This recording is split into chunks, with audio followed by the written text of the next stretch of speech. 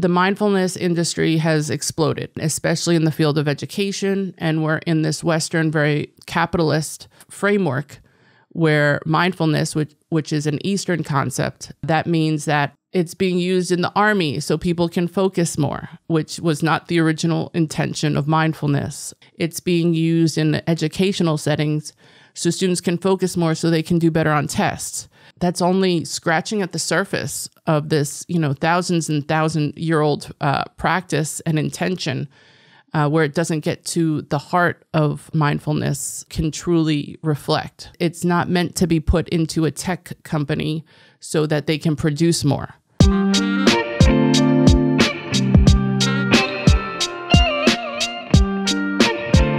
Stay tuned, stay curious. And Culturation Podcast. Thank you so much for coming on the show. Really appreciate having you here. I feel like it was by chance or by coincidence or, just by serendipity that we met. And I got to learn about your research, which is a whole field that I didn't know or ever considered to have existed, right? So the effect of meditation or the study of children's spirituality is something that sounds very intriguing. And I'm happy to have you here and really dive deep into this topic and also your story of how you got here.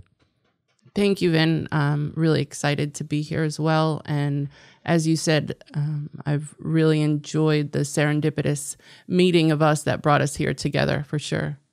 Yeah. So first, tell me a little bit about your research, and then before we get into it, tell me about your background and how you got to that place.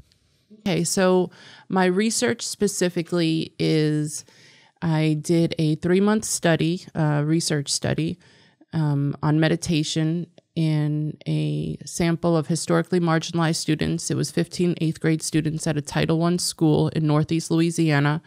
We met 3 times a week for 45 minutes each day, and we did a bunch of contemplative practices, meditation, different styles of meditation, some ancestral healing, and it was to look at self-knowledge, if there were shifts in their self-knowledge throughout that 3-month study, and what else was brought up besides self-knowledge, if self-knowledge was in fact accessed.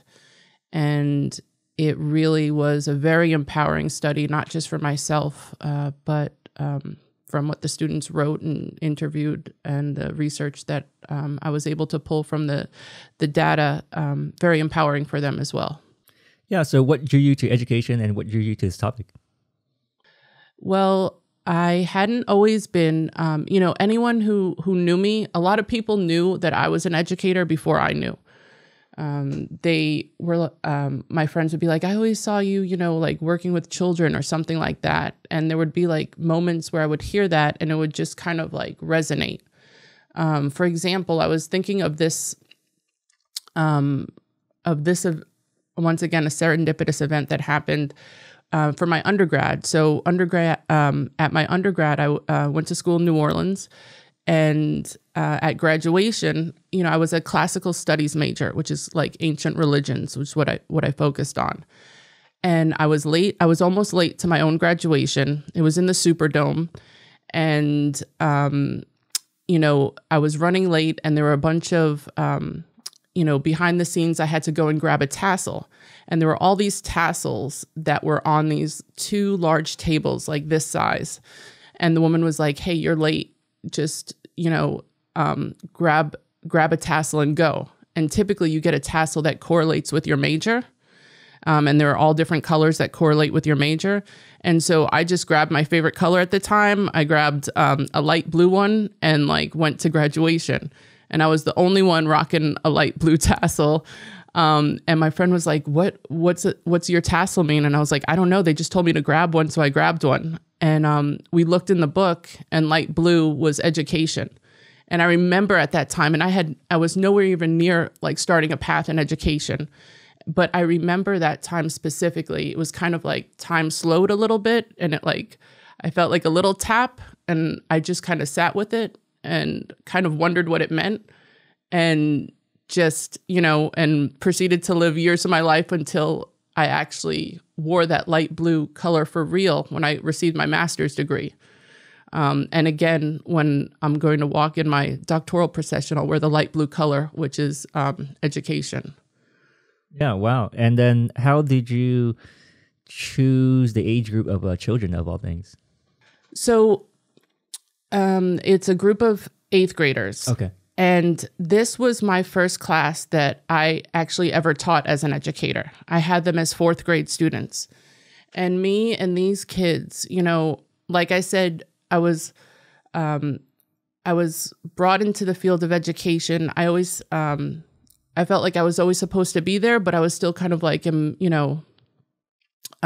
just curious about the journey that brought me there. So if not for education, where would you have gone? I love writing.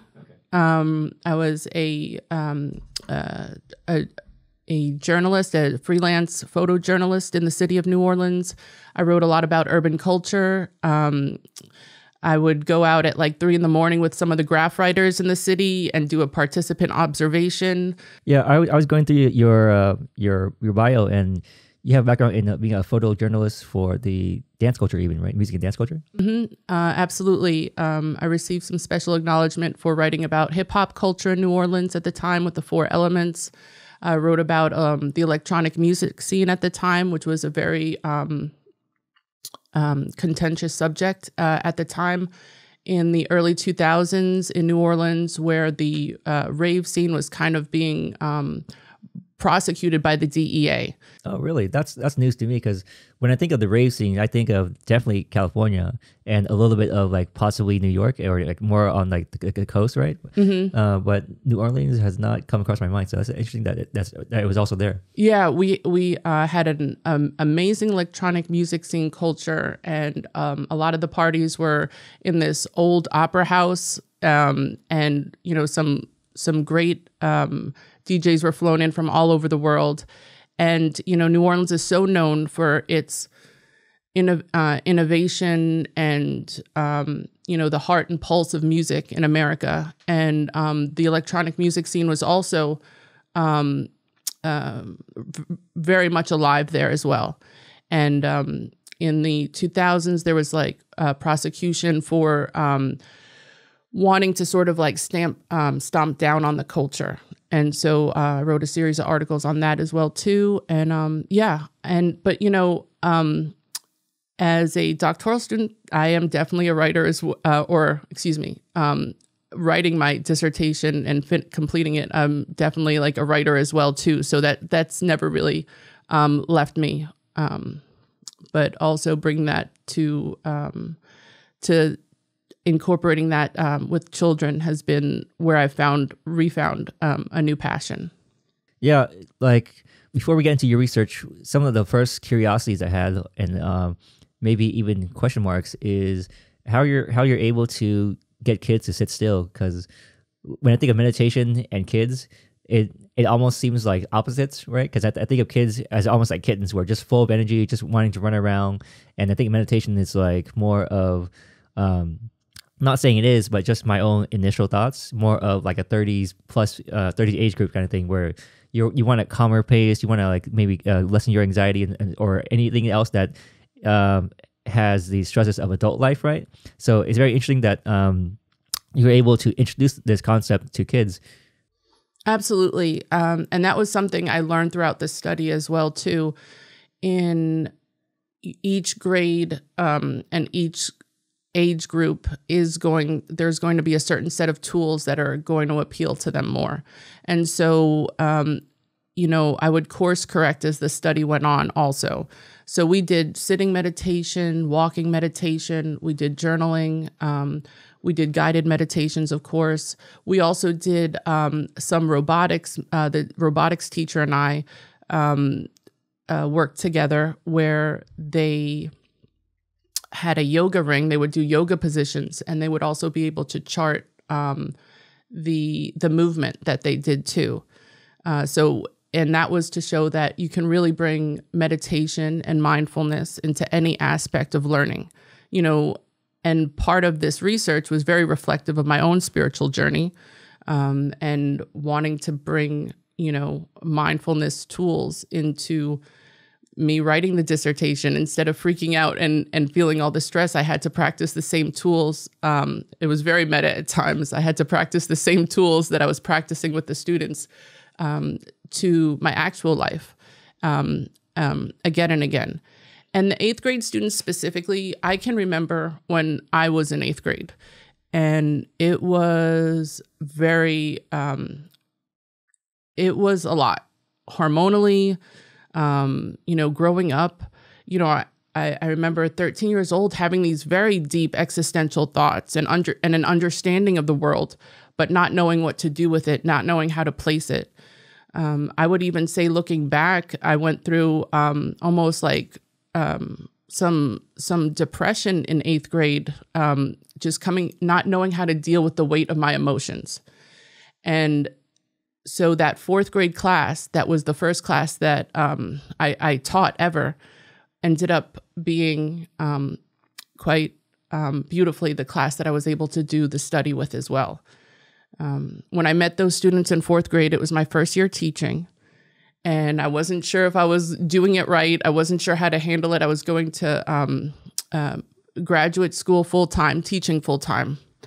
And it was at a Title I Catholic school, and which is a very rare, sort of unique position. What does Title I Catholic school mean? So there is they receive federal funds from the government, and a lot of students who go there are at a certain socioeconomic level and will receive funds from the free school lunches and a variety of other federal funds to help the students receive the best education as possible. So this is students who are a specific socioeconomic area, and I wasn't sure, how to balance everything myself. So a lot of times in class, I would need to practice a pause, where I would need to allow allow sacred spirit to come in, to practice a pause, a meditative, reflective pause. And since it was a school that I could bring religion into, at first it started with prayer. And I was like, the students might be acting up, and there might be like all this, there might be a certain level of excitement in the air, or maybe there's some tension in the room. And I go, you know what? In the name of the Father and the Son and the Holy Spirit. And and the kids were just like, and I guess we're praying. And so we started praying, and it would give me a few seconds, just a few seconds to like come back to myself, create space to let something other than myself in. And I would always reapproach whatever situation we were in, just slightly different, like with a slightly different nuance and a slightly different approach. And, at the same time, though, I realized, maybe these students, even though it's a Catholic school, let's bring a more secularized version. Maybe these students aren't connecting to this specific religion. And so I wanted them to be able to tap into something on their own without this preconceived sort of structure in place of organized religion. I wanted them to be able to tap into it. So I'd be, since it was a Christian school, I was able to at first touch on that. So I asked some of the students, I'm like, why don't you lead your own prayer? Why don't you lead the prayer today and come up with your own, which was amazing to have 4th graders, 10-year-olds, like in the classroom coming up with their own prayers. And this one little girl, every time that she would pray, all the students would be like, preach, preach. And so we were throwing down in the 4th grade classroom. Wow, that's amazing. So I'm curious, was there any more prompts given for the prayers? More like, hey, is it a prayer based on certain feelings or certain wants, or is it a more open platform, how the students were able to tap into that? That's a great question. And I wanted them to I wanted to pull back from any sort of idea of mine or of the school or religion. I wanted them to tap into anything that they felt that they wanted to pull from. And it was some of the most beautiful prayers I've ever heard, coming from 10-year-olds. And how did you even get the Catholic Church to be so open to having other forms come into their space? So this was in my classroom. Okay. And part of the reason I wanted them to do their own sort of prayer too was so that I could start building tools in a secular way that weren't connected to a religion or that were going to be able to be used outside of a Catholic school. So, and that's kind of where the seedling started, where tapping into children's spirituality was something I truly fell in love with. And, they have so much less to, as an adult, we carry a lot of things, and it's so much easier for them to fall into and tap into source and tap into energy. Yeah, the other day I had a guest here that was sharing his parenting strategy of he tries to introduce as much to his kids as possible in a lifestyle manner, meaning like, hey, we're gonna do this, but not just this one time. We're gonna do this as our lifestyle, and whether they want to veer away from it, but whenever they want to come back to it, then it's already a part of them, right? And he feels like it's a good practice to introduce it early. So in talking to you right now, I'm kind of feeling the same sentiments of introducing these concepts early on, so it's like a part of them, versus something that maybe a lot of other people who didn't have it in the childhood are now in the 30s kind of figuring out how to meditate. Absolutely. And, I noticed that again and again too, when the first time we started meditating with the students, and I would put on some chill music and some nature scenes and kind of bring them through the guided meditation, they would instantly just be like, they called me Miss M. They'd be like, Miss M, I saw a bright white light. And I was like, okay, go ahead. I was like, I need to take a page from your book. Like, these kids were tapped in like easily. And I realized that too, as we started doing the prayers and the meditation, that I was planting seeds. We were all planting seeds together. The one time that we had a sort of, some sort of, how would you say it? There was a fight within the classroom, and, I had to bring the two students to the office, and that was the first time anything like that had happened all year. And when I came back, all the students were praying. And that's when it kind of... On their own? On their own. Okay. And I was just like, that, melted my heart into a million pieces. And just seeing that, it kind of, we're always modeling. Always. And planting seeds. And, that was one of the most beautiful years of teaching that I ever had. And that was just by me practicing my own spiritual principles and trying to be a reflective mirror for the students as well too.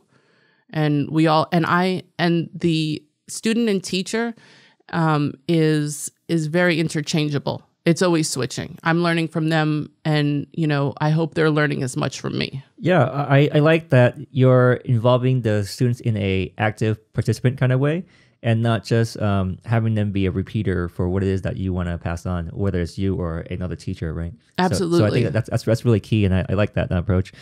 So did you find that were there any forms of meditation that was more well received to the kids than others? So a lot of the students enjoyed different aspects. Some of them preferred the walking meditation. During the study, we had a outdoor space where we had the study, and they would go around, and we'd do a walking meditation, minding our breath. Some of the students enjoyed the yoga contemplative practices, and some of them enjoyed the guided meditations. It was really, and some of those would switch.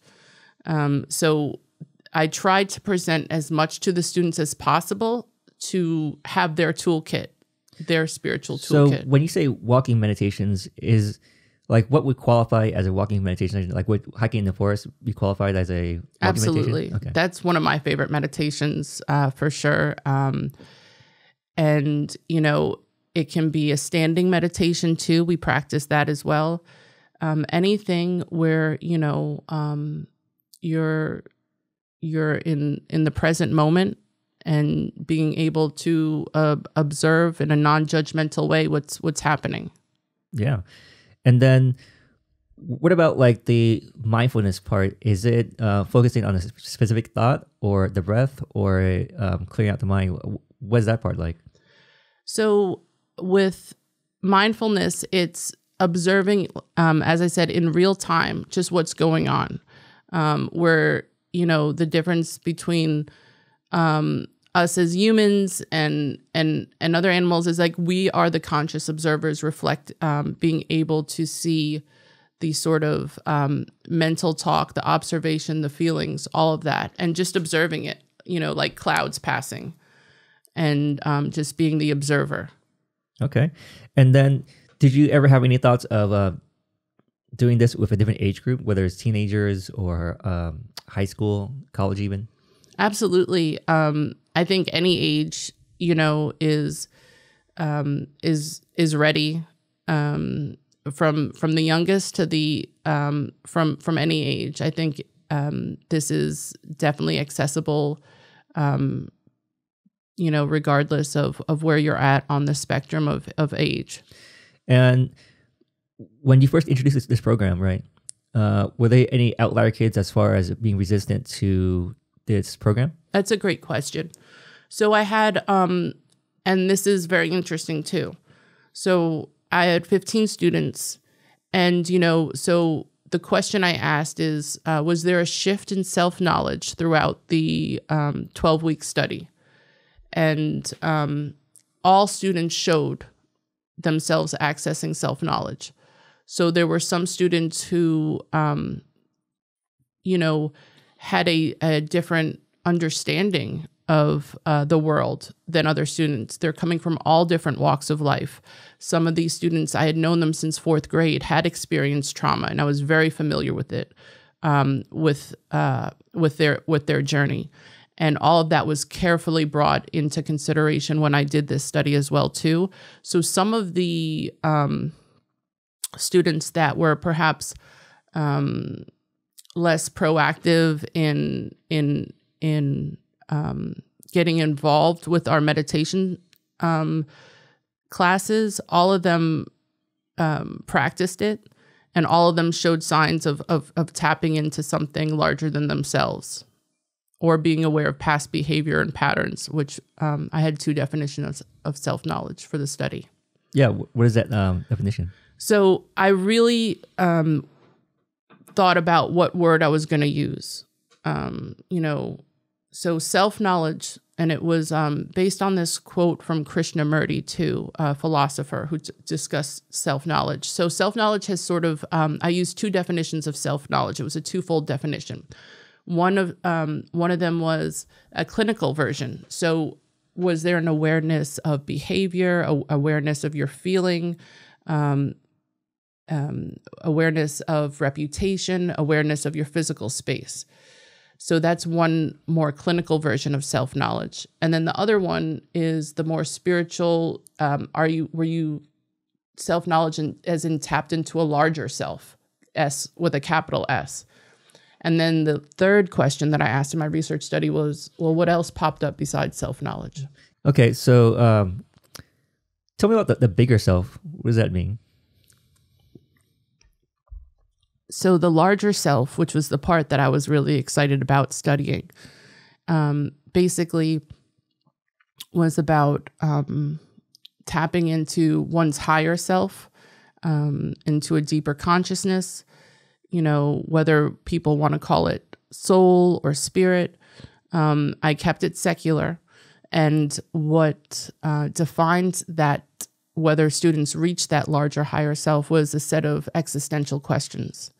So did they ever discuss, being in a mortal body? Did they ever discuss identity and reality? Did they ever discuss different aspects of... Were these questions that was that were posed to every student, or were they discussions that the student brought up upon themselves after the meditations? Yes. So I had this certain set of criteria that I would go back through the data, go back through their interviews, go back through their journal entries, go back through their drawings and illustrations. And I would put that lens on their data and see whether the criteria was met. So, and they would bring up these. It was quite easy to find all these 15 students, they were all questioning their identity and reality at 13 years of age. They were all wondering what the larger picture was. So many of them, when I would read their material, I was just like, I was blown away. I felt I was standing on the shoulders of spiritual giants. These kids were absolutely tapped in, and I was very grateful and humbled to be part of the study. Yeah, it's interesting. Just even the word kids and adults creates a separation. But I find myself, even though I don't have kids yet, having like a disconnect between me and kids. Right, I kind of read them as like they don't know anything, or they're not ready, or they're not like at that level. But maybe in some ways they are ready, more and more ready than adults, because they don't have the adult mind, the adult ego of all the baggage and the stress that maybe can't tell them no, or maybe are judging themselves, and all these other things that we have to learn to undo as adults. Absolutely. That was definitely one of the largest takeaways too. And that's when, your question of what age, the younger they are, the more easily they are able to like tap into it. It's actually quite counterintuitive in that respect. So many young kids are already so present. I also had the great gift of being able to work with developmentally challenged adults a couple years back. It was my work with them that sort of brought me into the field of education. And these were adults from all different walks of life, cerebral palsy, Down syndrome, all different levels of neurodiversity. And once again, I felt like I was standing on the shoulders of spiritual giants, in that so many had this childlike approach, and they were always present, always present, and always teaching me, the greatest teacher of being present and being absolutely what I would call in the fourth dimension. They're not in the past, they're not in the future, they're right here. One of my favorite mantras to say is "Be here now." I love it. Mm-hmm. So with that said, let's get into your research. Let's really get into it as far as like how was it conducted, what were the questions posed, and how was the data formulated? The definition, the sort of working definition of mindfulness that we have, is that it refers to paying attention in a particular way, on purpose, in the present moment, and non-judgmentally. So that was our working definition. And as I said, the definition of self-knowledge, it's an authentic view of one's pattern or personality, one's pattern of thinking, feeling, and behaving, as well as the student's connection with a deeper, larger self. So it's a twofold definition. And I define the deeper, larger self a little bit further here, which it's gaining insight and reflecting upon certain central existential ideas. So it's going to basically talk about the complexity and mystery that the human experience encompasses. If I understand this right, my interpretation of the deeper, larger self would be not just you, but like the you in the grand scheme of things, and like the you that's connected to everything else. Absolutely.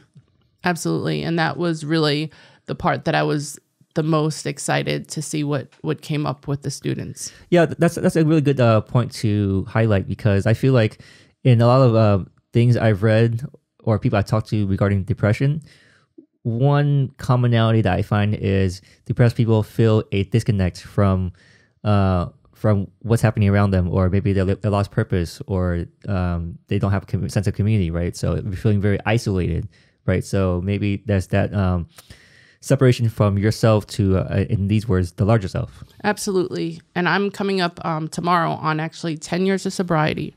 So I'm very familiar with feelings of disconnect. And, part of what I do is enlarging my spiritual life, which is tapping into source, tapping into my higher self, and feeling that sense of connection that I at times had sought in other ways. That's very interesting. I definitely want to discuss that. And so for now, let's put it in our back pocket. Yeah, and absolutely. And then we'll come full circle after this research piece. Absolutely. But you hit the nail right on the head there. Okay.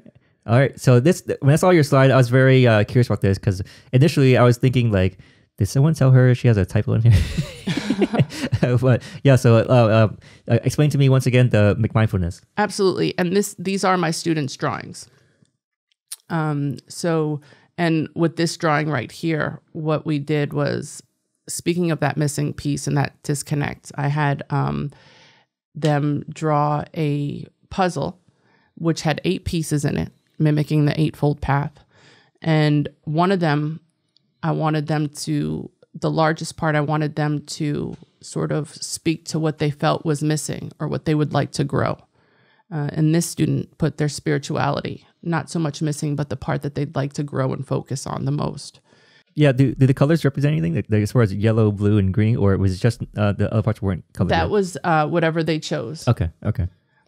And as you can see, I just love the variety that this student had, from gymnastics to God, and what right next to them in the jigsaw puzzle. Yeah. Can you give more resolution to this part that says that lacks the interdependence of community and the ethical values of the Buddhist model? Absolutely. So this is where a lot of my research, this was sort of the research gap where I wanted to land my research in that in McMindfulness, you have, so the mindfulness industry has exploded, and especially in the field of education, and we're in this Western, very capitalist sort of framework where mindfulness, which is an Eastern concept, is being brought. So it's going to take some of the form, it has taken some of the form of this Western capitalist framework.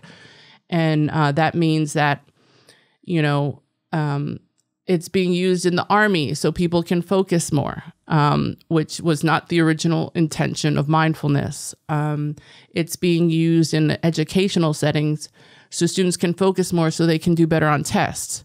In very cognitive, wanting results, very results driven.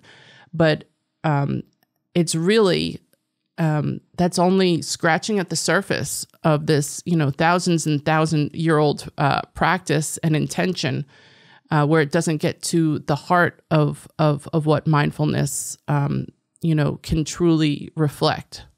So that's the McMindfulness. It's like, it's not meant to be put into a tech company so that they can produce more. That's not what the intention is. It's a community. It's an interdependence upon each other. That's part of the original, ethos behind mindfulness. So part of my research was to bring it back more to its Eastern origin and Eastern intent, and have that within the frame, have that within the actual framework of mindfulness. Yeah. So what I'm hearing is mindfulness is more than the sum of its parts, right? Absolutely. And then the Western side has reduced it and extracted some of its parts, whether it's the ability to have less anxiety, but now you're usually using that in a space of like, okay, I have less anxiety so I can be a better worker. Right. And that's all great, right? All great results. But for example, a lot of the testing, there are certain scales, psychological scales that have been created to show whether you've reached more mindfulness. And these scales really sort of undermine the transformative power of what mindfulness can be, and sort of diminish it to very like cognitive capacities. I get why it's done, because it's just easier. It's easier to be like, yeah, this is how you can use it for your life, and think about these simple goals rather than how complex the world is, and how complex like all people are across the whole world. Whether one action affects the next person, but now you can use it to be a better worker. Keep it simple. Right.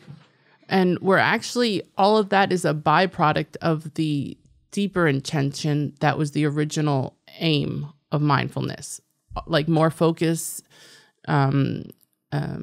more ability to be present, more awareness. All of that is going to be a byproduct of going for these original Eastern aims of mindfulness. Yeah, in some ways, I haven't done deep research into this, but I can see it play out, that using that approach where very self-serving, it does have its value to a certain point. But once you reach the end of that point, I feel like it can have the opposite effect, because then I feel like maybe we're already here. We're constantly looking for more tools and how to be more productive and how to do more, be more all the time, right? And then I would imagine that adds to the disconnect between the self and the bigger self. Right, absolutely. Ultimately, it's for a larger purpose that'll be longer lasting than the sort of smaller effects that we're stopping at, which are all great. And but why stop there? Yeah, very, very true. Okay, moving on to the next slide. And so, as we had just discussed, the current practice focuses on the clinical definition of mindfulness. So, as I was saying, the scales focus on an unbalanced understanding of mindfulness and really westernize a diverse and complex concept.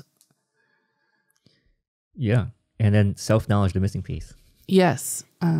So there's not a lot of research that existed on self-knowledge and these foundational Eastern aspects.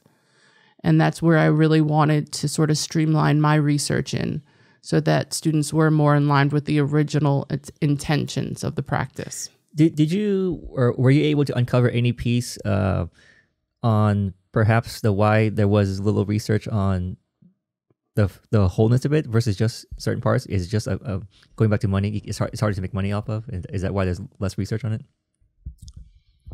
I think that comes a lot to the capitalist system, and how certain qualities and skill acquisitions aren't seen as important within an educational framework as others.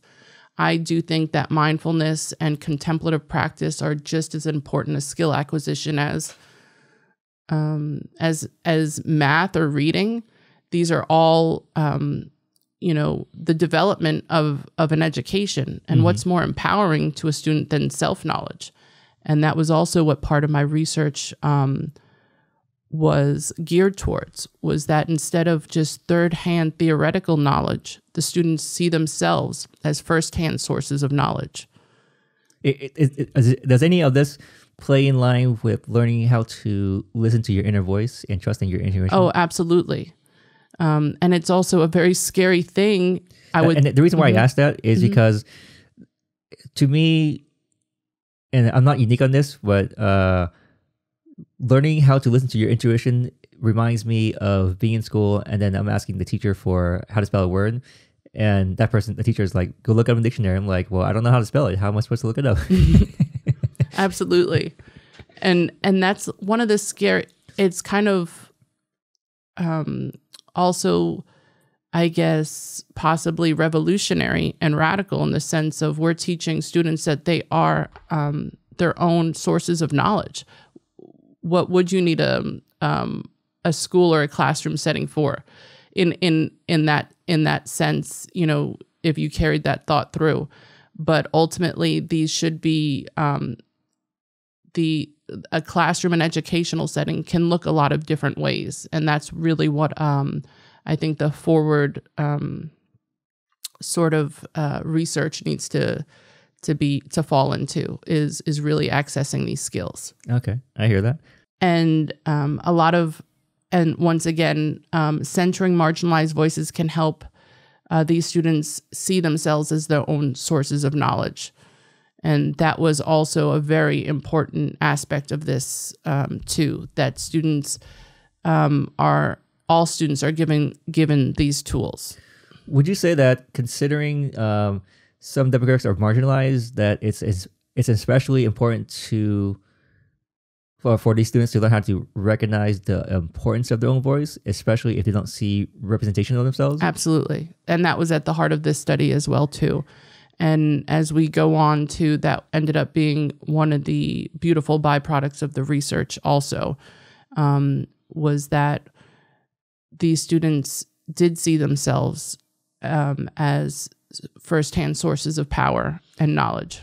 Yeah, speaking as an Asian and Vietnamese American, I didn't realize what representation felt like until I saw more of it on the screen, and I was like, "Whoa, this is a new feeling." Where like these characters reminds me of like my aunt or my uncle or something like that. Where previously watching a movie or reading about a story, I didn't have that feeling before.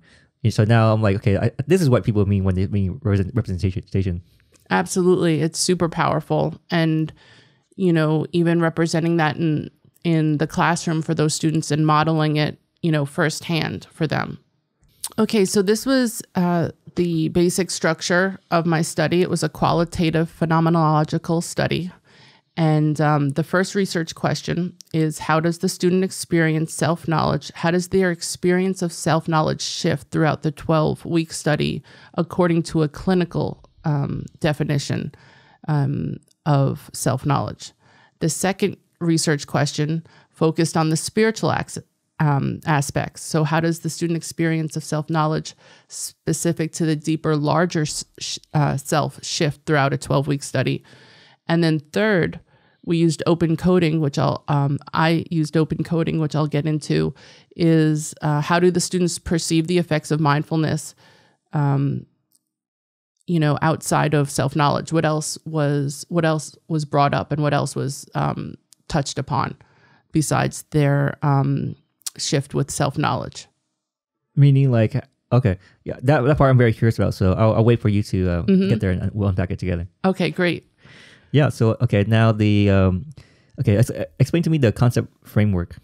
So this was the conceptual framework. And so intention, attention, and attitude, those were pulled specifically from Jon Kabat-Zinn working. He's the sort of forefather of the Western mindfulness movement in 1979. He sort of coined that definition that I discussed a few slides ago, which was the non-judgmental approach to being in the present moment. So with that working definition of mindfulness, there's 3 core axioms. And the intention that we used in this study was self-knowledge. So all the curriculum and different activities and contemplative practices were geared towards the students being able to tap into a deeper, larger self, or bear witness to their behavior, feelings, thoughts, and emotions. It was all there for tools for that to occur. Very, very interesting.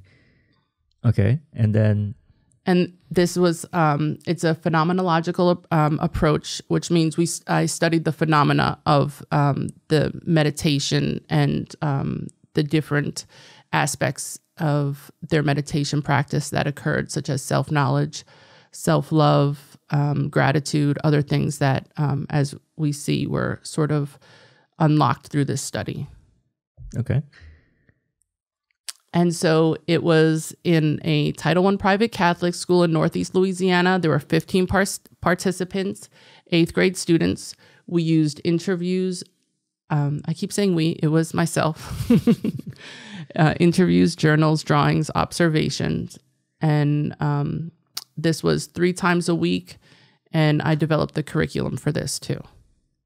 Was this like the final iteration of the curriculum, or what other, I guess, beta versions did you have? Like, how did you arrive at this particular curriculum? So that's a great question. So a lot of this was practiced when I was teaching them in 4th grade, my students, and through the years, through sort of trial and error of what I found working. I also, from my Dharma teacher as well, I relied on them for some guidance. And a lot of what they told me was, trust the devas that they're going to speak to you too, meaning my own intuition. And so, and this being a spiritually centered study, a lot of that was done through the framework of mindfulness meditation, and also using my own practices as well, interweaving that I'm a certified meditation teacher as well.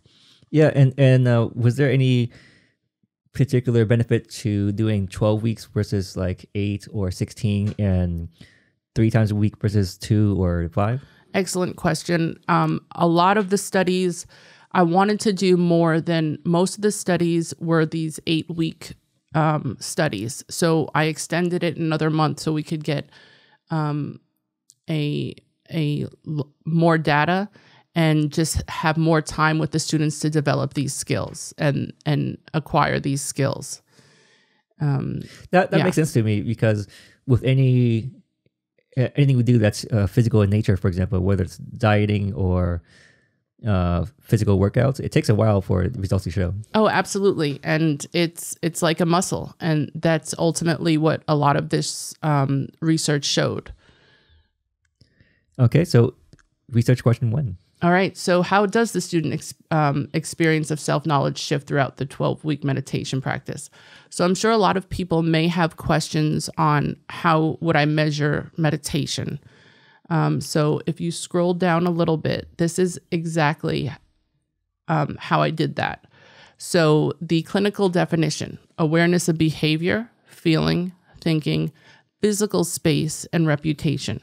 So that's the criteria for the clinical definition of self-knowledge.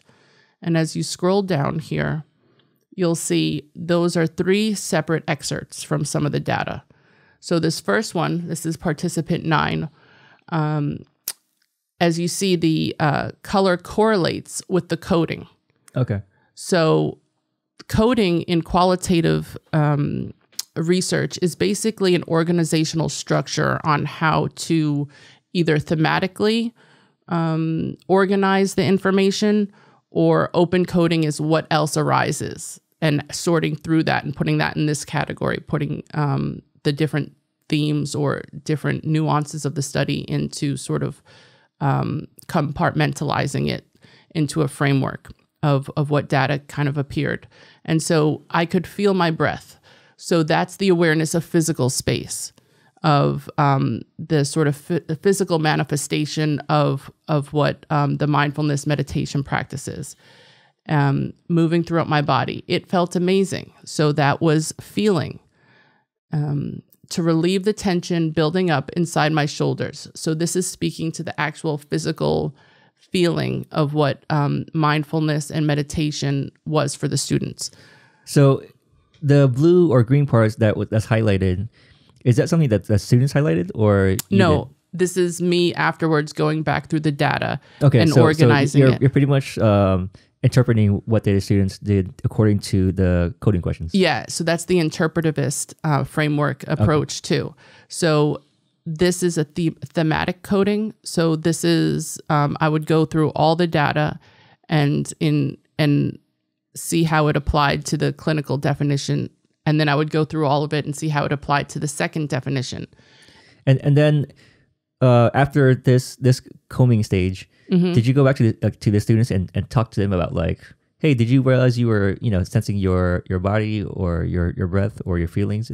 Well, were they able to absorb this level of information? Absolutely. So every day I would sit with the research, sit with the data, and go through it, and also course correct the study as I would see fit. So, for example, hearing back from the students that they enjoyed the walking meditation, I would start to implement maybe more walking meditations after that too. Some of the students preferred the standing meditations, to be outdoors, and so I would just sort of listen to what the data was saying as well. Okay. Let's go on to key findings. And so it would increase exposure, increase self-knowledge. So all of these, it increased awareness of behavior, emotion, thought, physicality, and reputation. And it also was showing high levels of self-regulation. So as you can see from some of the research, it was able to the students were able to be aware of when anxiety rose in themselves, and they would be able to course correct themselves. And they were, present to their breath, where at other times they hadn't been.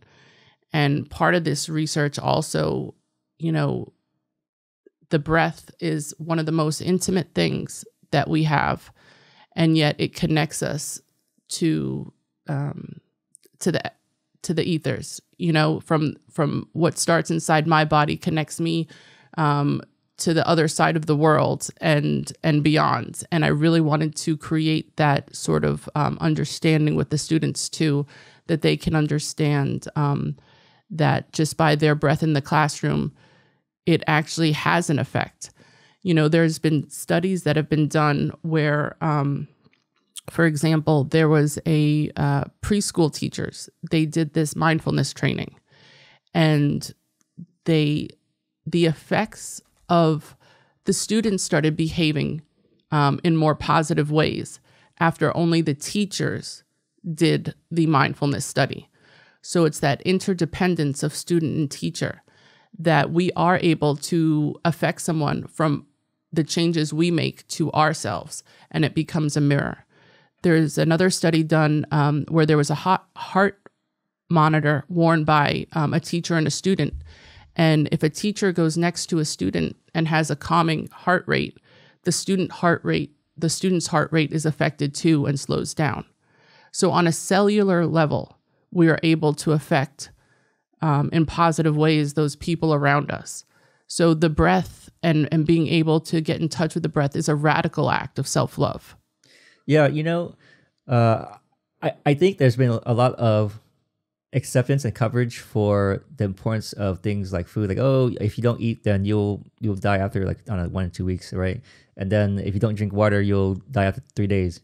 But when it comes to the breath, if you don't breathe, we can die within 2 minutes. So, but it's not enough, highlighting of how important just breathing is. Absolutely. Yeah. And then I've also, speaking from experience, have noticed that depending on how I show up in a space, if I'm really anxious, the people around me will start feeling anxious too, even though they may not know me, but especially if they know me, they're going to start tuning into what I'm feeling, right? And we kind of equalize each other out. If we're both calm, then it's great. But I definitely noticed that that connectivity before.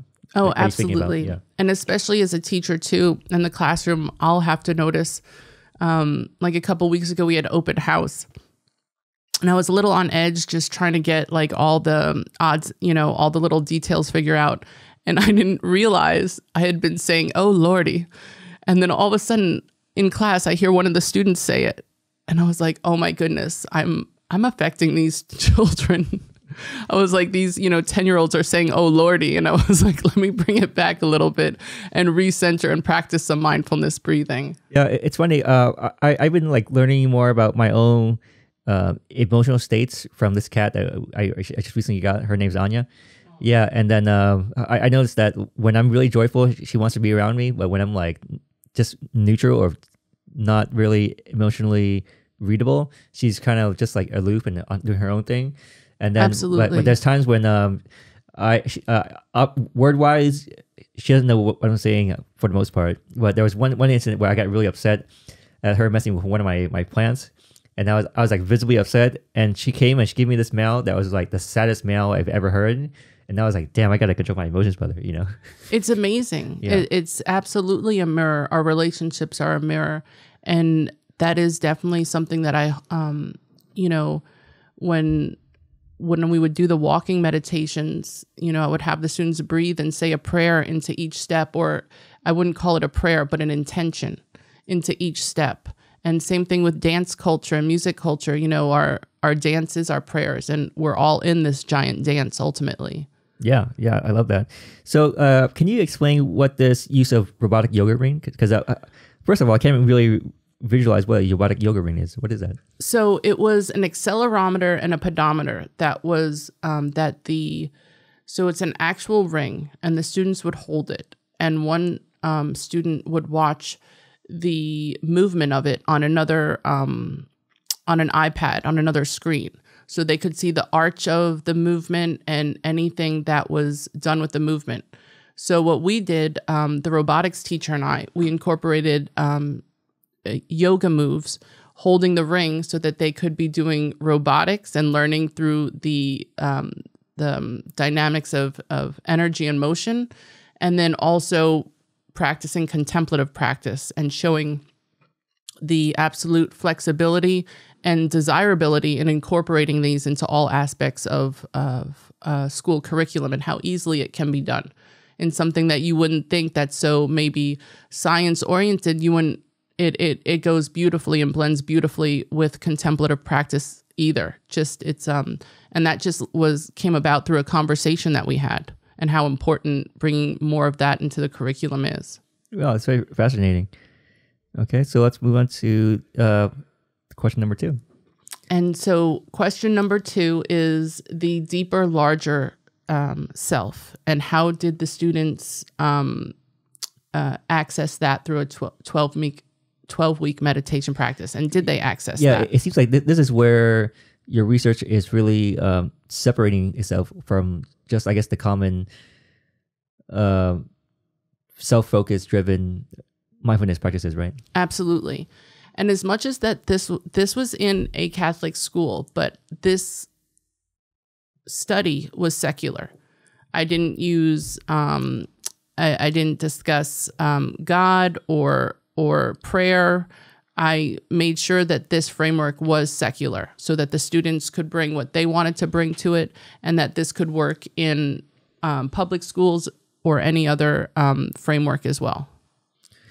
Yeah, so some of these larger self ones are connected to what? Identity, reality, aging, immortal body, and can you cover the rest? Absolutely. Suffering, sickness, death, personal social relationships, constructing meaning and purpose in a mysterious world, values and morals, and endless choices.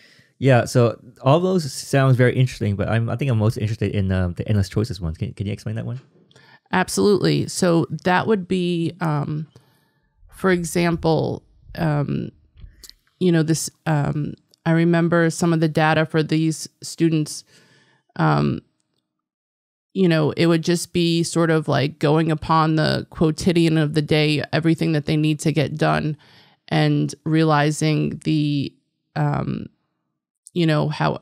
however they want to choose to live, or whatever they want to choose to do, the endless sort of approaches to life and existing that really do encapsulate just the average day, and these kids, these students, this was in 2022. So they're coming off the pandemic. They're coming off a very irregular, school life and academic career. These kids were stressed. A lot of them, are from different socioeconomic backgrounds. When I was reading their writing, they're very much absorbed the past 2 years of the pandemic. And we're definitely looking for outlets and tools to deal with a lot of the the weight of having a epidemic like COVID in their lives. So it was very much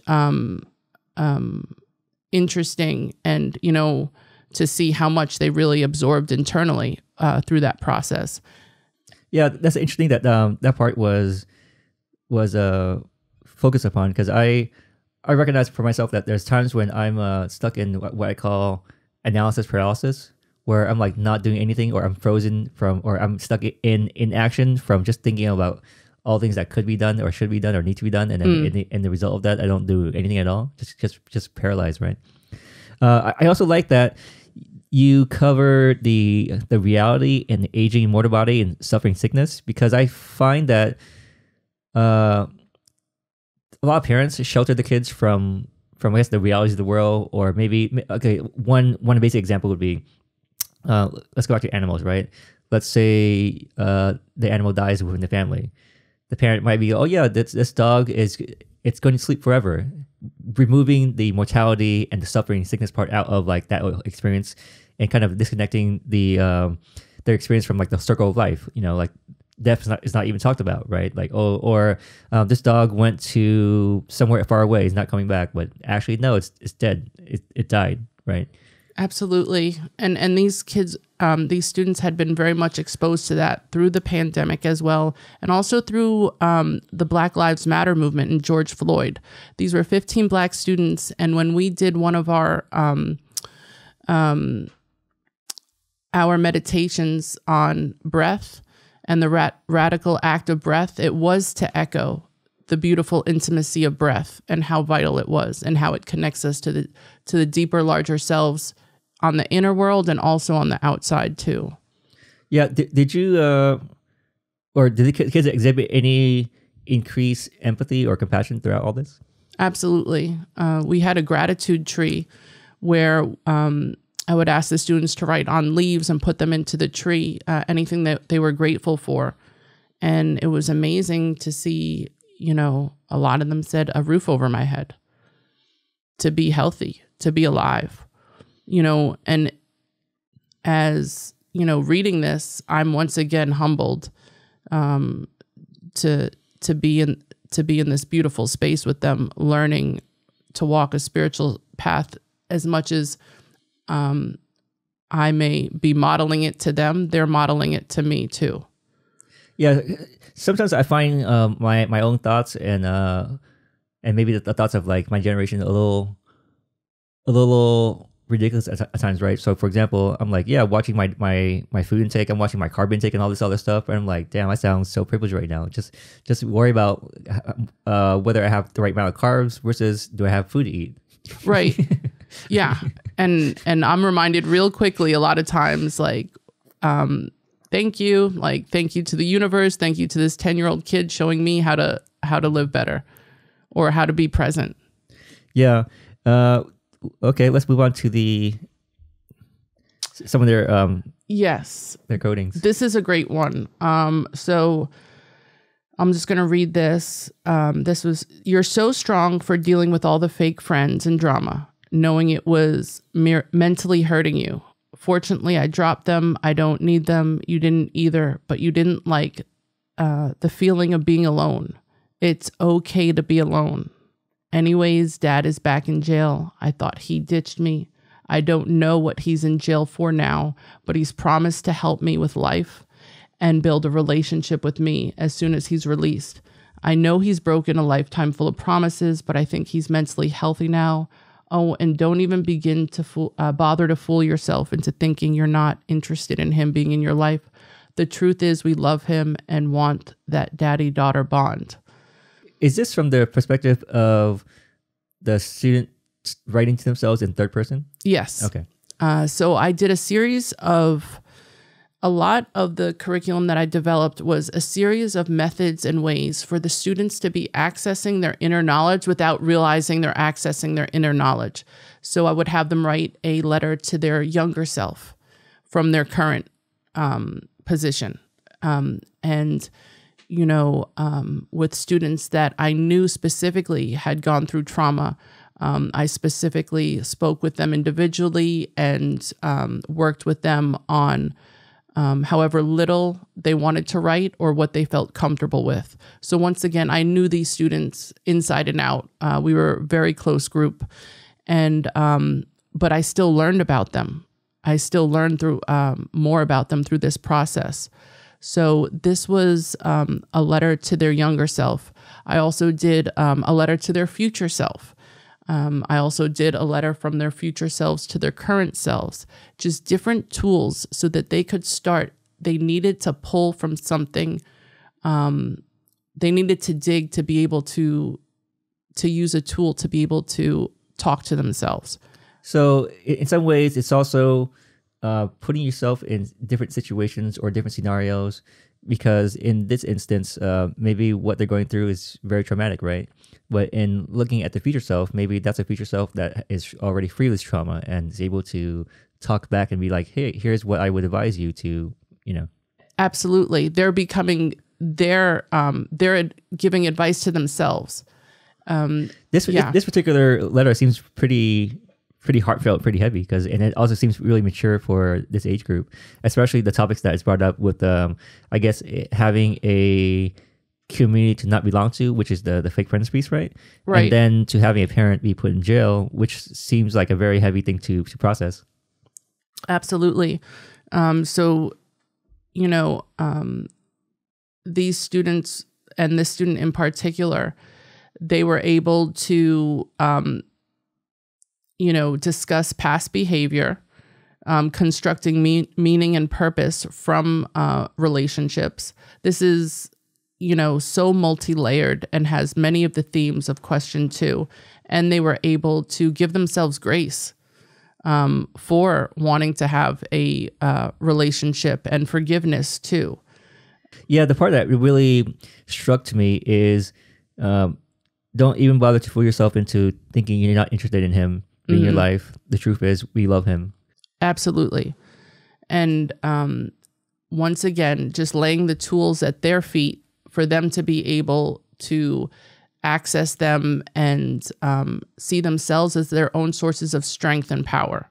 Because that piece, like, to me, it's really, really monumental, because it represents a lot of honesty there, right? The honesty of, like, I feel this way, well, I know this is what I don't want, right? And I can see it being so easy for someone to remain at, I don't want him in my life, and just kind of stay there, right? So to go from a place of acknowledging that into the place of, like, realizing what the truth is, and maybe the truth will bring forgiveness too. Absolutely. And may I read one more letter that I have here from another student? So this is a letter from participant 8 to their future self.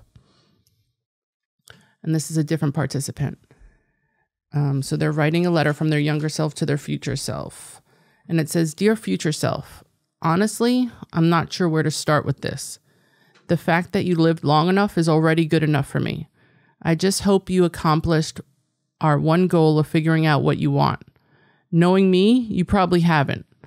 I hope you got the courage to ask for more cosplays, maybe even actually gone to a cosplay con.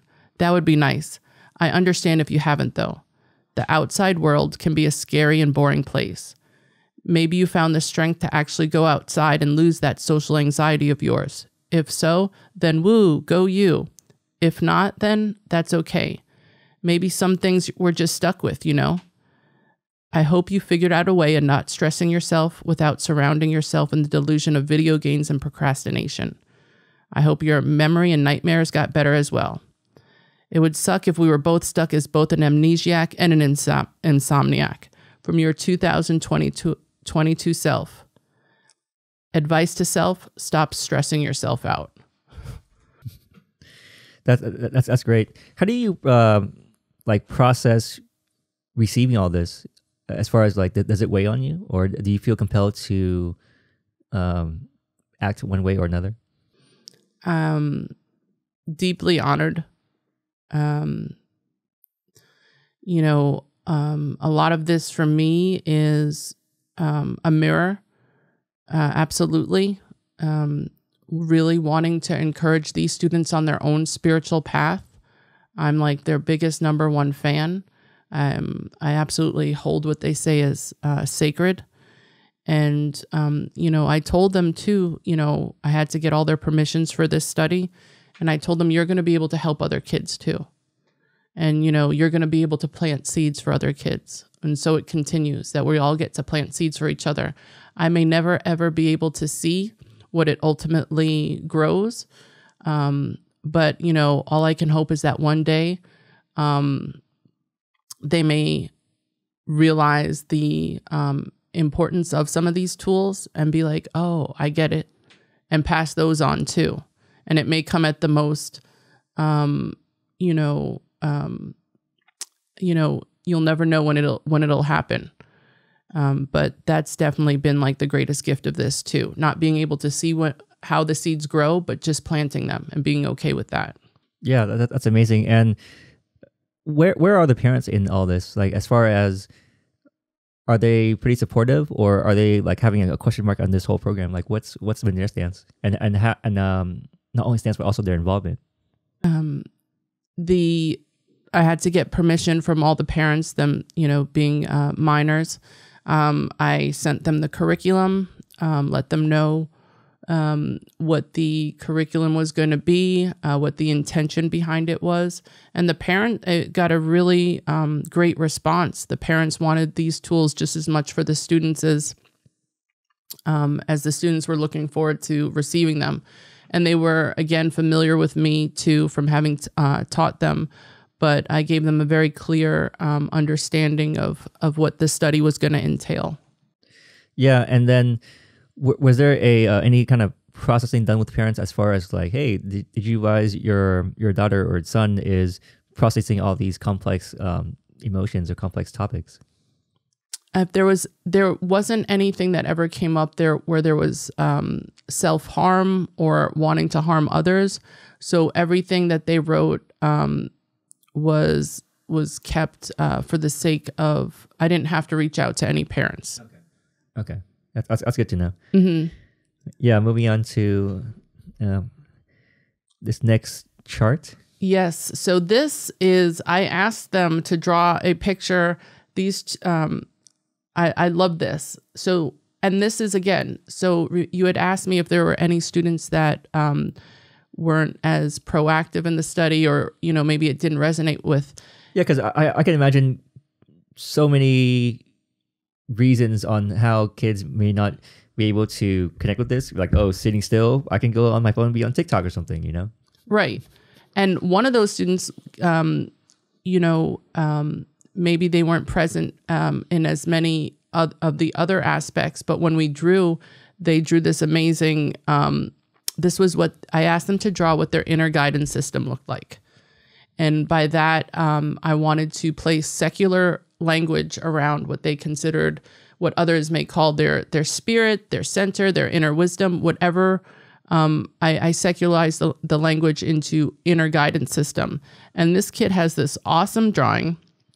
This student has, this awesome drawing where he has luck, peace, and then sending all these like positive energy into themselves in the middle. And it says spiritual system wall. So it's just this beautiful, playful,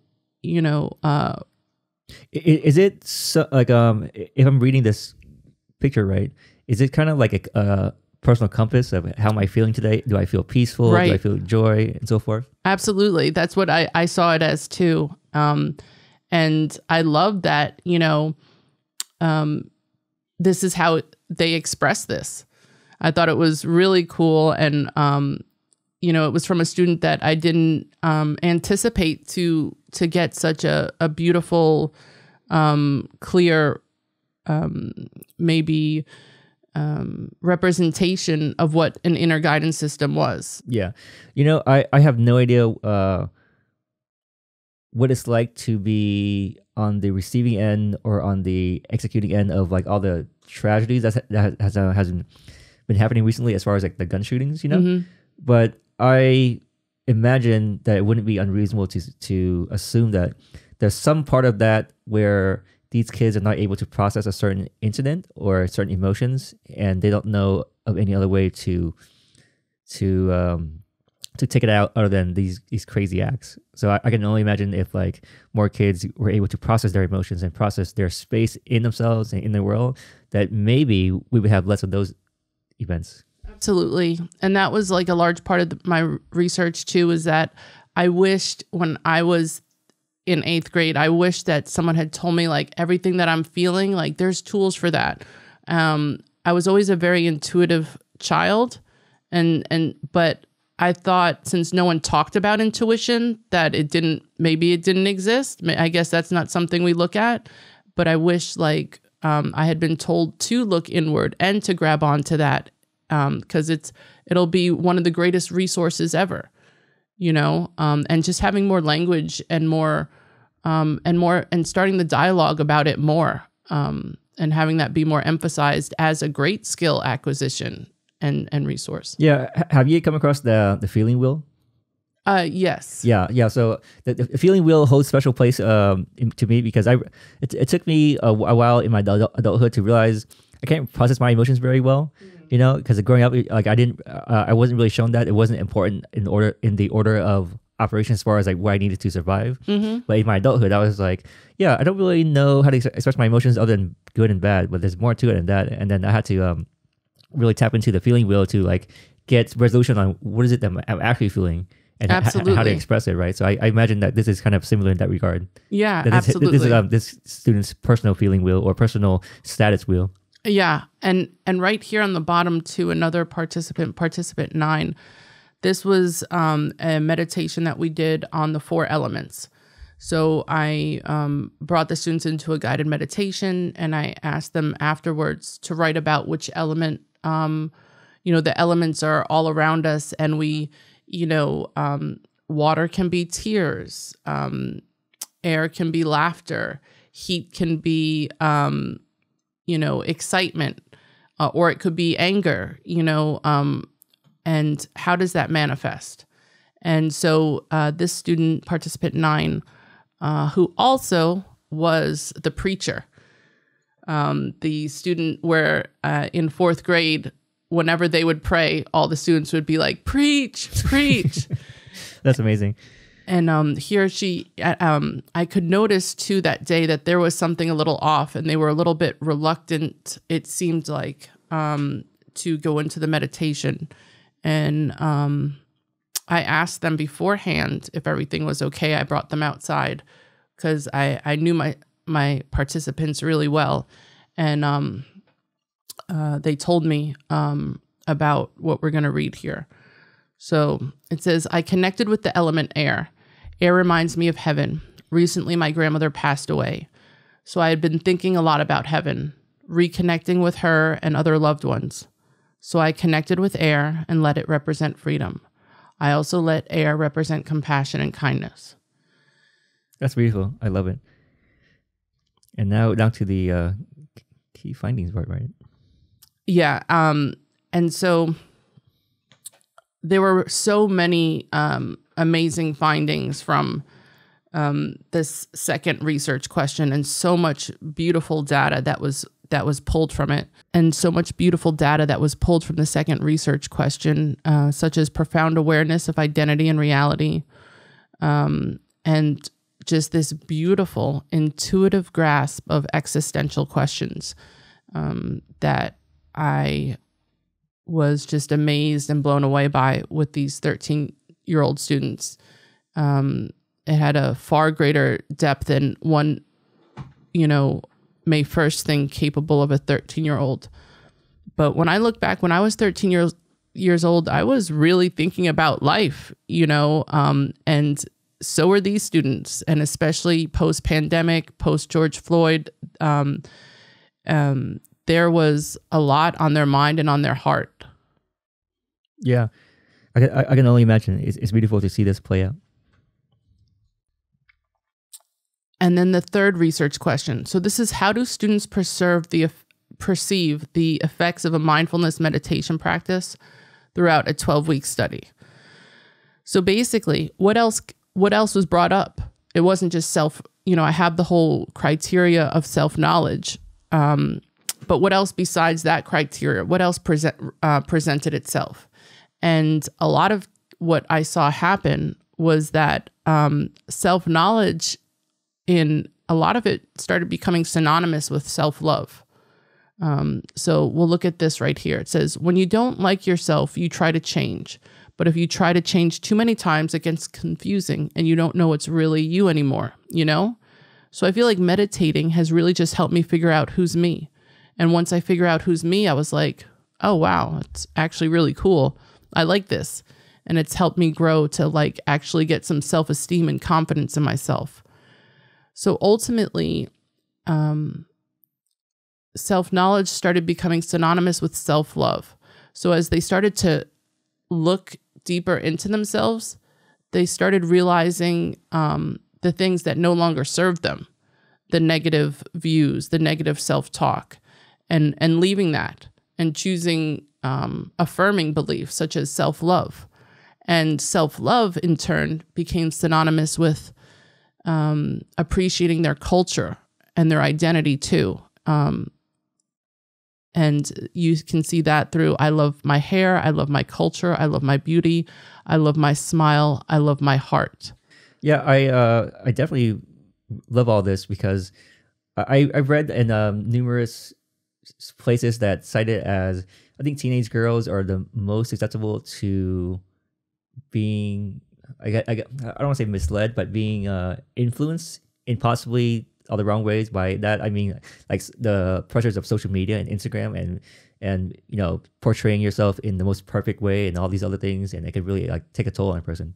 Absolutely. And this allowed them the space to question and challenge those beliefs outside of self-love. Yeah, we're constantly being shown like what you should be like. You need to be like this, either through others or through the algorithm that shows us constantly, right? Everything has to be perfect all the time. I know. That's why I keep clicking on giraffes, baby giraffes. Yeah, it's funny. At one point, when I first joined TikTok, just to see what it's all about, for some reason TikTok just kept showing me videos of animals eating each other. I'm like why is this on my mind? Right? Like, what life choices have I made that this is my algorithm? Here's this beautiful centered in cultural and racial identity, where it says, now this is this beautiful meditation. This was by far the favorite meditation that all the students seemed to resonate with, that also produced the most powerful data, which was a guided meditation where that was definitely George Floyd and the killing of George Floyd was in mind when this sort of came about, in the sense of us focusing on the radical breath and having the students breathe in and be aware of their breath and how that breath started to be shared with the breath of the students in the classroom. And then again, breathing in and how it began to be shared with the larger community, and how their breath then began to, circle around the globe and into the stars and the system, just so they can truly feel the magic and infinite capacity that they have and the revolutionary radical power that they have just by sitting within that seat. They're able to contact, infinite possibility in the same moment. Yeah, I'm thoroughly impressed on how this was still done on young students, because just before we had this episode, I was watching videos and interviews by certain anonymous teachers that were saying how disruptive and misbehaved their students are, and they really loathe being a teacher just because it's really changed from back in the day. So I definitely see a need for this, and at the same time, I'm impressed that you got these students to come together in this way. Thank you. And I definitely knew these students too. And, I didn't lead with all of that. And I, gently coaxed them, or not coaxed them, but gently just led them just through breath work and really unleashing their own imagination, whatever they wanted to create in that space. I would lead them into that meditation, but then the rest was like up to them. And if I could just show you that on that one slide right there, it said, I pictured sharing the air with Claudette Colvin, the first Black woman to sit on the front of the bus. So I asked them to invite their ancestors into that space too, and who they wanted to invite into that space. And, one of the students picked the predecessor of Rosa Parks to sit with them as they shared the air. And there was a lot of ancestral healing too.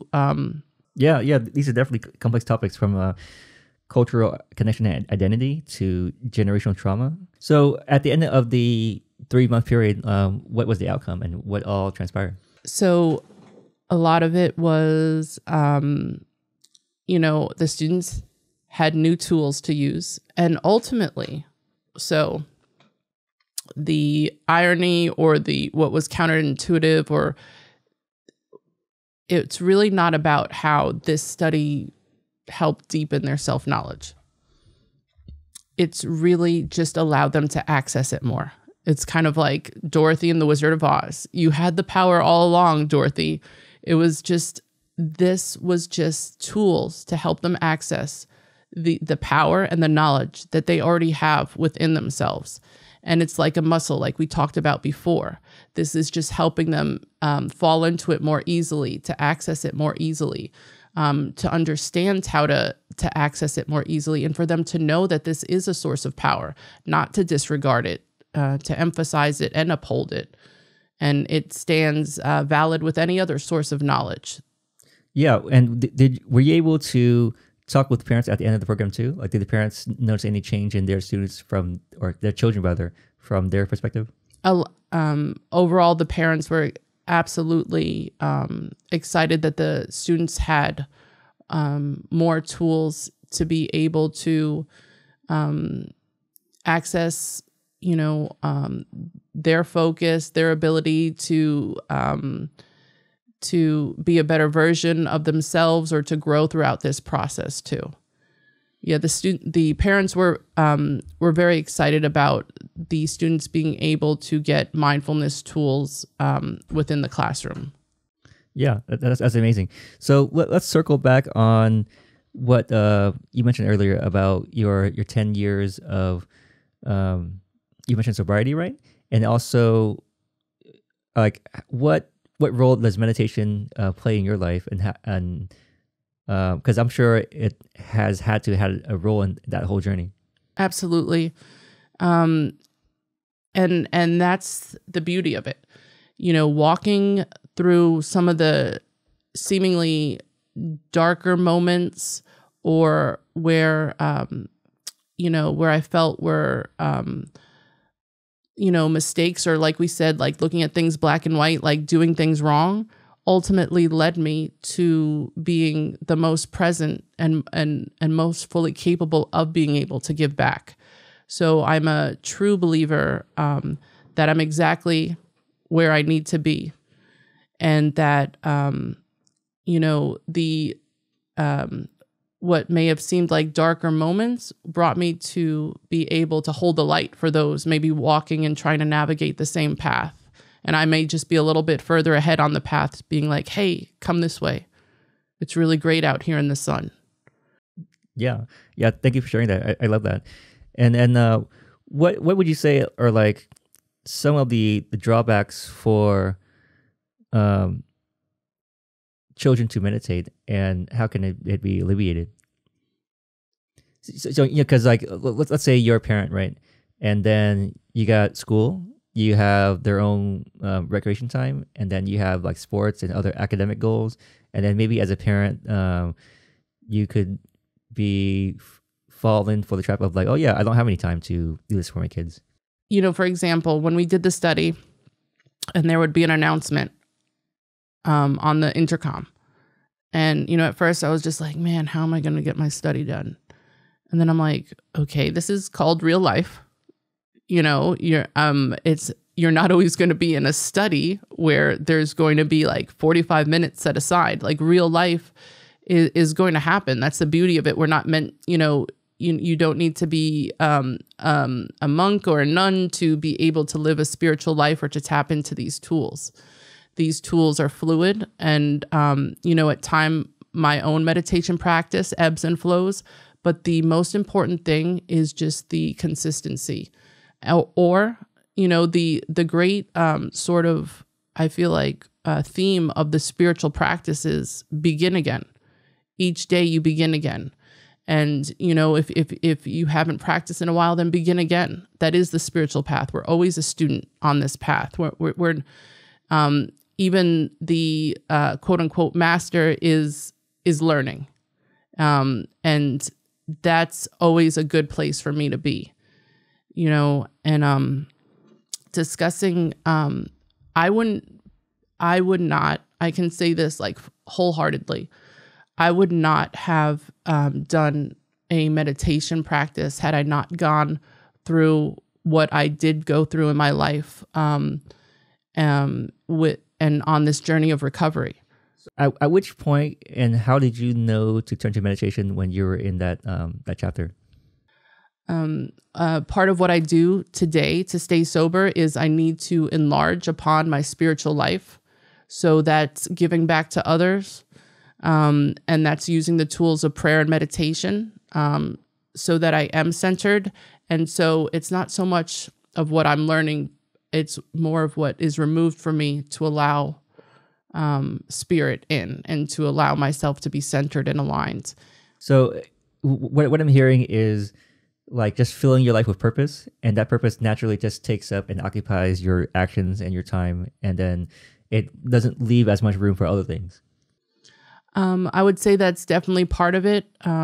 For me, I definitely am very active in a 12-step program, and that gives me the sort of blueprint or guidelines on a spiritual path that's allowed me to be to in turn reflect that in others, because you never know when you may be able to help someone just by the life that you're living, by being present, by showing up. And so I try to show up for those students all the time, and for others outside of the classrooms too. I think the best way I can word it is probably street cred, because I find that someone who's been through all the shades and all the colors, right, and can speak from it and knows what it's like to come out of it, to me, gets more credibility than, say, someone who's only read about it and perhaps like have theorized it and is just speaking from what they're being told. So that usually gives me the sense that, okay, this person is really genuine and they're relatable to like what it can feel like and the importance of coming out of it. Versus like, okay, yeah, we should be here, but I don't really know what that here is like. Absolutely. And I think ultimately the spiritual life is not a theory, right? Mm-hmm. This is an expression that it's like we have to live it. It's great to theorize about it, and that's the other reason why I wanted to do the second definition of self-knowledge, which was the deeper, larger self. Because there's no amount of self-knowledge, like all these self-help books that I can read, that's going to allow me to live a spiritual life unless I'm connected. And it doesn't need to be a personal God. You can be completely agnostic or not believe in God at all. It's just aligning with a higher self or your own intuition, centering yourself on a spiritual path that allows me to be able to live the life that in freedom. Yeah, it's extra impressive that you maintain this 10-year period, considering that when we first met, it was at a music event. And typically, people are not sober at these music events, whether it's drinking or whatever else, So it's great that you're still in these events, but still have held on to this chapter. Yeah, I definitely want to live and try to live happy, joyous, and free. A lot of friends that I know weren't able to be here today.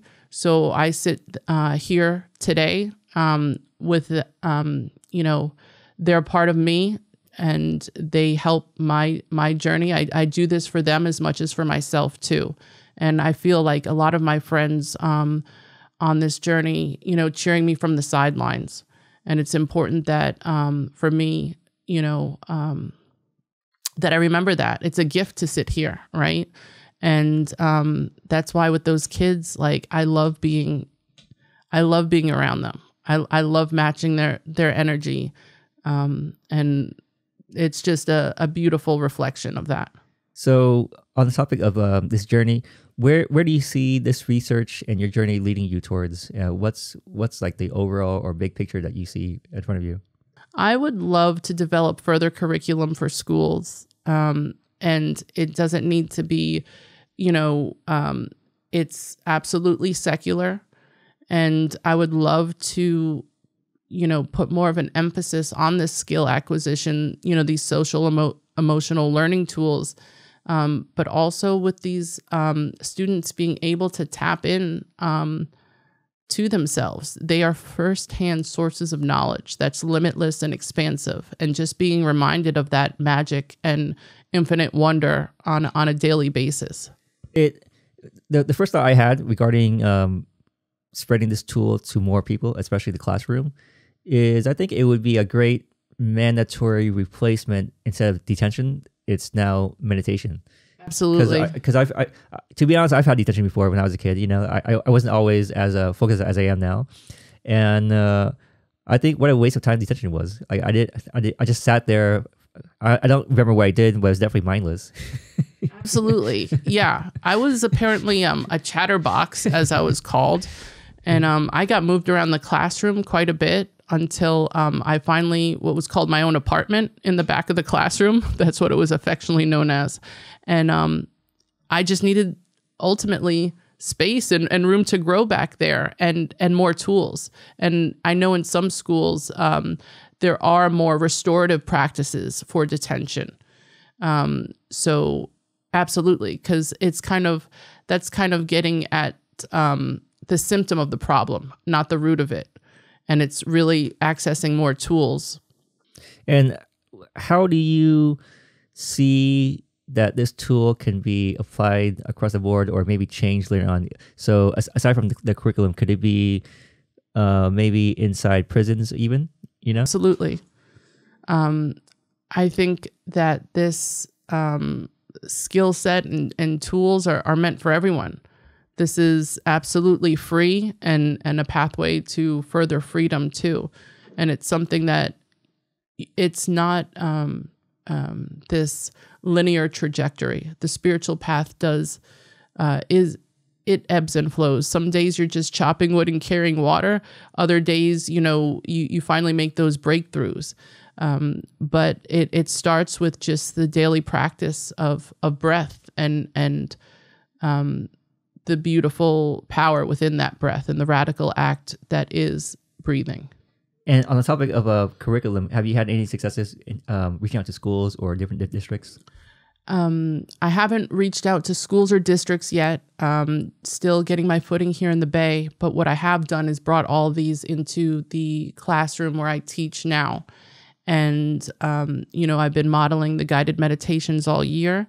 And a few weeks ago, one of the students came up to me and said, "Hey, can I guide the meditation?" And I was just like, "What?" I was like, "Let's go." And after that, and once again, I become the student. And so I was like, go for it. And their meditation was awesome. It was, I think they said, imagine yourself riding a cow. You know what? Like, I want to hear your story, but let me tell you right now, you're talking to the right person because I have a cow meditation story. You probably didn't expect that, did you? But I have a literal cow meditation story. Oh, this is perfect. Speaking of serendipity. and the kids were like, "Wow, that was my favorite meditation." And then I started, I was like, that's what we're going to do from now on. The students have seen this modeled enough. So now it's their turn to model it. And I started asking for volunteers of who wants to do our guided meditation. And it was the beautiful, passing of the torch. And, and their meditations are so beautiful. They're like, imagine yourself eating your favorite cereal. It's from a child's heart. It's from a child's imagination. And yet it's the most present and real, beautiful gift to experience. And ultimately, that's what I want for them, is to know that they are the teacher. They're not just the student. And in the study as well, one of the last exercises we did is when the students did guided meditations for the other. And that was really powerful as well. Yeah, I love that. So, okay, so you ready for my meditation story? All right. Please. So it was 2019. I'll never forget this story. So it was 2019, and at the time I was working remotely. By remotely, I don't mean like at home or in a hotel on the computer. I mean like physically remotely. I was up in the mountains with my partner at the time, and we were in the truck, and we were going off-roading. So where I was, there was no roads to get there. There's no cell signal. It's just us, wilderness, right? And then we got to our job site, and we're out of the truck. It's like in the morning, maybe a little foggy, misty even, right? I think it was wintertime at the time. I remember it being slightly cold. And so we were starting up, and then next thing you know, hundreds of cows surrounded us, like hundreds of cows, not 10, like hundreds. I was in a field of hundreds of fucking cows, and there was no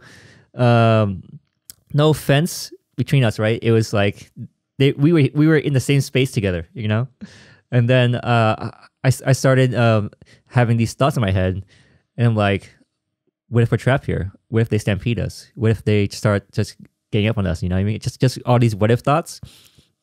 And I have no idea what my partner was doing at the time or what he was feeling. He seemed a lot more relaxed than I was, you know? And then as I'm having these thoughts, I noticed that the cows were like mooing, they were eating, they were laying around, they were shitting right in front of me even, you know? And I'm like, I had that kind of like that aha breakthrough moment. I was like, damn, regardless of what I do, how I feel, these cows don't give a F about what I think right now. They're just going on with their lives, you know? And like all my concern is just all inside my head. I love that. Yeah. And then it was right then and there, I had this moment of like my anxiety just kind of just went away. And then I felt really at peace with myself, you know? I was like, yeah, I can control whatever it is I want to control, but there's so many things that I think matters, but don't really matter. You know, like I can be naked right now and these cows are not going to care at all. I could be like upside down, whatever. They're going to go about their day and they're just happy being cows, as far as I can tell, you know? Yeah. And I was like, wow, I had a moment and then I got surrounded by, it was hundreds of cows everywhere I could see. It was just full of cows and we just in the middle of it. Beautiful. Yeah, so I call that my cow meditation experience, right? Where I obviously couldn't predict that, you know, not, and I didn't know what it could turn into, but since then, and along with other things that helped me, like kind of just be more grounded in situations that may be uncomfortable at first, but ultimately I can't control, you know. But now I'm a lot more at peace since that incident. I love that. I love that so much. That's the heart of spirituality right there. Just one out of many. Yeah. You know, that anonymity amongst cows. Yeah. I was like, wow. You know, like, yeah. So I'm very fond of my cow meditation experience. I tell like so many people, I'm like, have you heard about the cow meditation? You need to go hang out with hundreds of cows. You'll be right. I love that so much. So, how can people best support you in this field of research? And, you know, like, how can others maybe bring this to the county or to their home or to their school even? I think the best way is to, I think it just starts with each and every one of us, you know, tuning into ourselves. And I think that does have this beautiful ripple effect. And, you know, you can see the power of it within these students' data. You know, I didn't do anything revolutionary or avant-garde. I just gave them the tools to be able to plug into their own inner world and reflect that outwards and know that they're their own sources of power. And that's, I think it just starts with us. Yeah. I love that you made it a we thing and an us thing. Absolutely. And sometimes still in the classroom today, when I feel like there's, we need to sort of redirect our energy or our focus, you know, I started asking the students for some good energy. And I didn't know what that would look like, but I was like, hey, can we get some good energy in this class? And then all of a sudden, this one class just started like cheering and clapping. And we ended up calling it our shower of power. And so I was like, I was like, can I get a shower of power? And we're all just like immediately in tune with each other. And you can literally feel the lift, you know, within the classroom, the energetic lift. And I think we all create it together, just putting that intention out there. Yeah, I love that. Any shout outs you'd like to mention? I have a beautiful mentor, Dr. Scott, that I'd love to mention. University of Louisiana for allowing me to create this amazing research and doctoral research.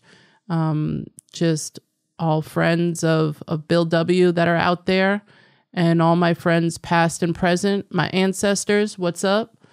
And thank you to you and to the dance and music culture where once again another friendship was formed and we got to connect. Yeah, thank you so much for coming on the show. Really appreciate having you here. Definitely open and looking forward to you coming back in the future, maybe after a few years once the research develops, or who knows what your next chapter is. But thank you so much. I hope your research reaches more people out there. And I hope, this research helps people stay connected to each other, because I think we need it now more than ever. Thank you so much.